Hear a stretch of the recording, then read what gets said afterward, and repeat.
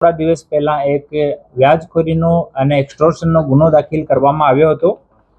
આ આરોપી હનીફ ઉર્ફે કાળુભાઈ ઇસ્માઇલભાઈ સલાટ આ ડ્રાઇવિંગનો ધંધો કરે છે। વાસાવડ ગોંડલનો રહેવાસી છે।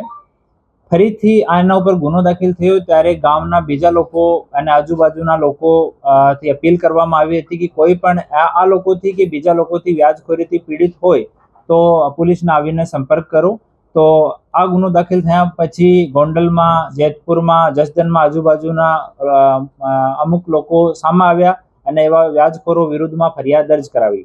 એના જ ભાગરૂપે આપના રાજકોટ રેન્જના રેન્જ આઈજી શ્રી નિલીપરાય સાહેબના માર્ગદર્શનમાં આ વ્યાજખોરો વિરુદ્ધમાં કડક કાર્યવાહી કન્ટિન્યુ ચાલુ છે અને આજ 23 પરિવારો જે આ વ્યાજખોર છે એના વિરુદ્ધમાં ફરિયાદ કરવા માટે આવ્યા હતા અને આ વ્યાજખોર હાલ બેલ પર છૂટ્યા પછી પોતાની ખુશીથી આ લોકોનો જે ચેક, ખાલી ચેક, ભરાયેલા ચેક, પ્રોપર્ટીના કાગજાત, વાહનોની આરસી, સોના અને ચાંદીનો ઘરાણો એ તમામ વસ્તુ પરત કરે છે। આમાં સોના અને ચાંદીનો ઘરાણો જેની આશરે કિંમત 21 લાખ રૂપિયા છે, 24 વાહન જેમાં 2 સ્વિફ્ટ કાર, 1 ટ્રેક્ટર, 3 છકડો અને 18 મોટરસાઇકલ છે જેની કુલ કિંમત 30 લાખ જેટલી છે।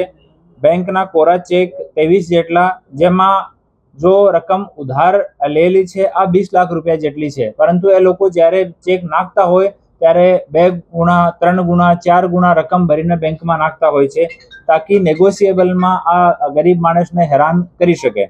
રોકડા રૂપિયા 1,25,000 એક માણસના બરામદ થયા છે और 2 મકાનોના દસ્તાવેજ એ પરત કરે છે જેની આશરે કુલ કિંમત 30 લાખ જેટલી છે।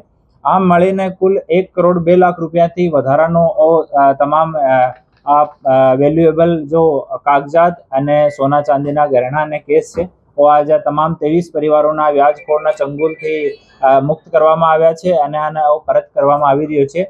હું ફરીથી તમામ જાહેર જનતાને અપીલ કરું છું કે વ્યાજખોરોથી ભીવાની કોઈ જરૂર નથી। તમે એકદમ જે કોઈ વ્યાજખોર તમને હેરાન કરતો હોય તો વગર ડર્યા વગર તમે પોલીસ સ્ટેશનનો સંપર્ક કરો, અમારા એએસપી, ડીવાયએસપીનો સંપર્ક કરો, અમારી કચેરી આવો, અમે ચોક્કસ આપની મદદ કરવા માટે અહીંયા તૈયાર છીએ।